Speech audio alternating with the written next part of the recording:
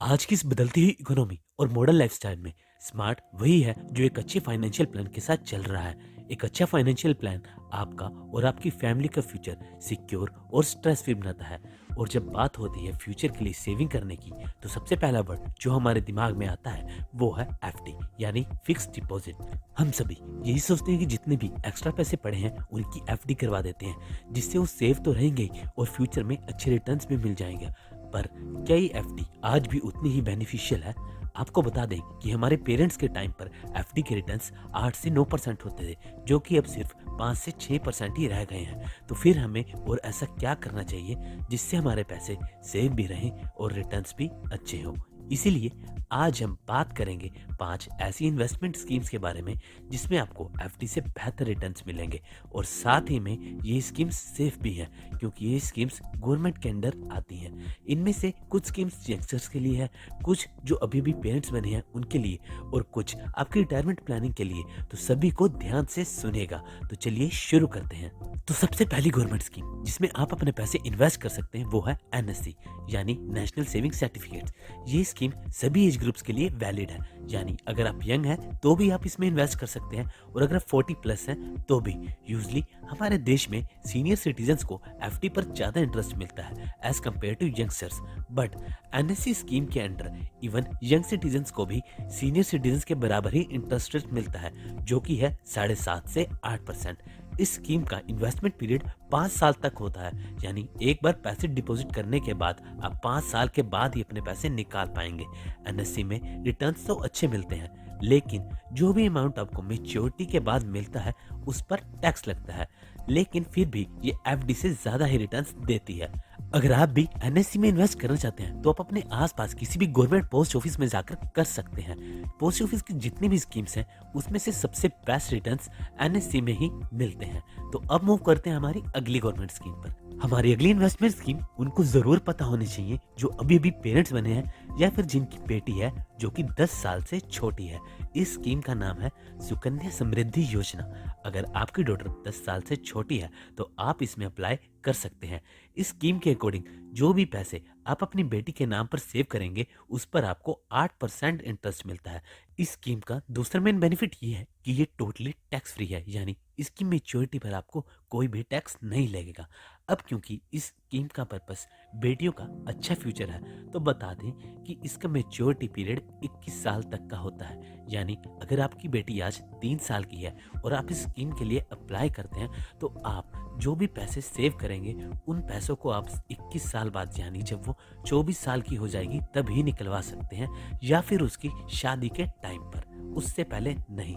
इसकी deposit duration 15 साल तक की होती है, यानी आपको 15 साल तक ही पैसे जमा करवाने हैं। उसके बाद 6 साल तक सिर्फ उन पैसों पर ब्याज ही लगेगा। तो अगर आपकी भी एक बेटी है जो कि 10 साल से छोटी है तो उसके लिए आप अभी से सुकन्या समृद्धि योजना में इन्वेस्ट करके पैसे सेव कर सकते हैं। इस स्कीम में इन्वेस्ट करने के लिए आप किसी भी ऑथराइज्ड बैंक जैसे एसबीआई, एचडीएफसी, पीएनबी एक्सेट्रा में जाकर सुकन्या समृद्धि अकाउंट खुलवा सकते हैं। और एक और बात, अगर आपकी 2 बेटियां हैं तो आप दोनों के लिए अलग अलग अकाउंट खुलवा सकते हैं, लेकिन 2 से ज्यादा बेटियों के लिए ये स्कीम वैलिड नहीं होगी। दूसरा, आपकी बेटी 10 साल से अगर एक भी दिन बड़ी है तो भी आप इस स्कीम के लिए एलिजिबल नहीं होंगे। अब चलते हैं हमारे तीसरे गवर्नमेंट स्कीम पर, जो है नेशनल पेंशन स्कीम, एनपीएस। इस स्कीम में 18 से 65 साल तक का कोई भी बंदा इन्वेस्ट कर सकता है। जो लोग अभी से अच्छा कमा रहे हैं और रिटायरमेंट प्लानिंग करना चाहते हैं उनके लिए ये स्कीम बेस्ट है। अब क्योंकि एनपीएस का मेन गोल रिटायरमेंट प्लानिंग है तो इसका मेच्योरिटी पीरियड बाकी की स्कीम से ज्यादा रहता है। इसमें आप अपने पैसे तभी निकलवा सकते हैं जब आप अपनी रिटायरमेंट एज पर पहुंच जाते हैं, यानी जब आप 60 साल के हो जाएंगे। अगर आपको प्री मैच्योर पैसे निकलवाने हैं तो आप इन्वेस्ट करने के 10 साल बाद पैसे निकलवा सकते हैं, लेकिन वो भी सिर्फ 25%। ये स्कीम सेक्शन 80C और 80CCD के अंडर आती है, यानी इसमें आपको 1.5 से 2 लाख तक का टैक्स रिबेट मिलता है। एनपीएस में गवर्नमेंट हमारे इन्वेस्ट किए गए पैसों को बॉन्ड्स, सिक्योरिटीज एंड इक्विटी में लगाती है। इस स्कीम का मेन बेनिफिट ये है कि हम डिसाइड कर सकते हैं कि हमें अपना पैसा ज़्यादा कहाँ लगाना है। इसमें 2 तरह के मोड होते हैं, एक एक्टिव और एक ऑटो चॉइस। तो अगर आप यंग हैं और थोड़े रिस्क टेकिंग हैं, तो आप एक्टिव मोड वाला ऑप्शन चूज़ कर सकते हैं और अपने अकॉर्डिंग डिसाइड कर सकते हैं कि आपको कितना पैसा कहाँ लगाना है। और एनपीएस का पेंशन मैनेजर उसी अकॉर्डिंग आपके पैसों को एलोकेट कर देगा। यानी अगर आप इक्विटी में 50% लगाना चाहते हैं, तो वहाँ लगवाएँ और बॉन्ड्स एंड सिक्योरिटीज़ में 25-25% या फिर जो भी आप सिलेक्ट करेंगे, और रिटर्न्स भी आपको उसी के अकॉर्डिंग मिलेंगे। और वहीं अगर आपकी एज 35 प्लस है, तो आपको ऑटो चॉइस ऑप्शन ही सिलेक्ट करना चाहिए, क्योंकि इसमें आपकी एज के अकॉर्डिंग ऑटोमेटिकली उन्हीं एसेट्स में आपके पैसे लगेंगे जहां रिस्क फैक्टर बहुत कम होगा। इसमें आपको 12% तक के रिटर्न्स मिलते हैं, बट इसका लॉक इन पीरियड या मैच्योरिटी पीरियड आपकी रिटायरमेंट या फिर कहीं 60 साल के बाद ही होती है। यानी आपको 60 साल के बाद गवर्नमेंट आपके 60% पैसे देती है, जिस पर आपको कोई भी टैक्स नहीं लगता, और बाकी के 40% भी आपको गवर्नमेंट हर मंथ देती रहती है, ताकि आपको किसी पर डिपेंड ना होना पड़े। आप अपना एनपीएस अकाउंट किसी भी बैंक या पोस्ट ऑफिस में जाकर खुलवा सकते हैं। इन केस भगवान ना करे अगर आपकी डेथ आपकी रिटायरमेंट से पहले हो जाती है, तो एनपीएस आपको 3 नॉमिनीज अलाउ करती है, और आप इन तीनों में से कितने कितनी परसेंट किसको देने हैं ये भी डिफाइन कर सकते हैं। अब बात करते हैं अपनी अगली स्कीम की। बट अगर आपको अभी तक ये वीडियो हेल्पफुल लग रही है, तो चैनल को ज़रूर सब्सक्राइब कीजिएगा, ताकि आप हमारी आने वाली वीडियोस भी आसानी से देख सकें। तो नेक्स्ट सेफ इन्वेस्टमेंट स्कीम है PPF, public provident fund. PPF में इन्वेस्ट करना उन लोगों के लिए ज़्यादा सही रहेगा जिनकी एज ऑलरेडी 30 प्लस है। पीपीएफ में आपको 7.1% का इंटरेस्ट रेट मिलता है, और इसमें आप अपने नाम पर या फिर अपने किसी फैमिली मेंबर के नाम पर अकाउंट ओपन कर सकते हैं। ये स्कीम भी एटीसी के अंडर आती है, यानी इसमें भी आपको 1.5 से 2 लाख का टैक्स रिबेट मिलता है।